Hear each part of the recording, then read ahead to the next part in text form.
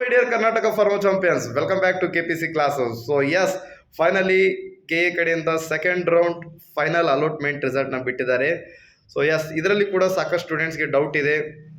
Message ಮಾಡ್ತಿದ್ದೀರಾ, ಕಾಲ್ ಮಾಡ್ತಿದ್ದೀರಾ, sir ಇದು ಪ್ರೊವಿಷನಲ್ಲ, ಏನು ಮಾಕ್ ಅಲಾಟ್ಮೆಂಟಾ and or final second round ರಿಸಲ್ಟಾ ಅಂತ. ಎಸ್, ಇದು final second round allotment ರಿಸಲ್ಟೇ.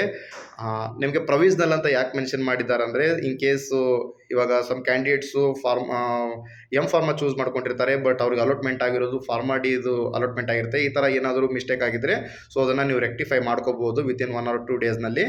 And ಇದು ಮಾಕ್ ಅಲಾಟ್ಮೆಂಟ್ ಅಲ್ಲ, ಇದರಲ್ಲಿ ನೀವೇನು ಇವಾಗ ರಿಅರೇಂಜ್ಮೆಂಟ್ ಮಾಡೋದು ಬರೋದಿಲ್ಲ. This is final second round allotment result.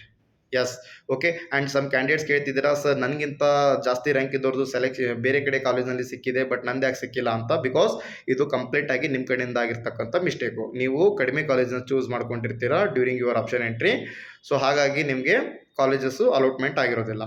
Okay. And next third round ನಿಮಗೆ ಚಾನ್ಸ್ ಇದೆ 90%, ಮತ್ತು ಥರ್ಡ್ ರೌಂಡ್ ಬರುತ್ತೆ.